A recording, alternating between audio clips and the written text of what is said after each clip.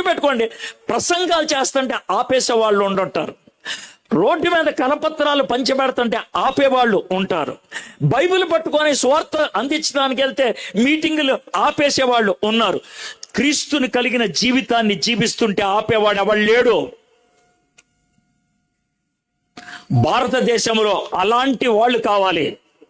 ప్రసంగం చేయకుండా, కరపత్రాలు పంచిపెట్టకుండా, రోడ్డు మీద సువార్త చెప్పకుండా, నోరు మూసుకొని దేవుణ్ణి చూపించగలిగే వాళ్ళు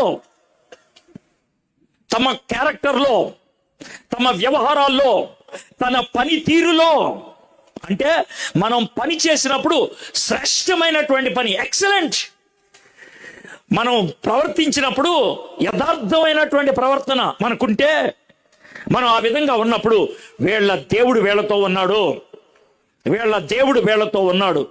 ఆ మాట మన చుట్టూ ఉన్నవాళ్ళు అనగలుగుతున్నారా? ఆ బబులోను రాజు చూడగలిగాడు దేవుణ్ణి, కానీ వాళ్ళు ముగ్గురు చూడలేపారు.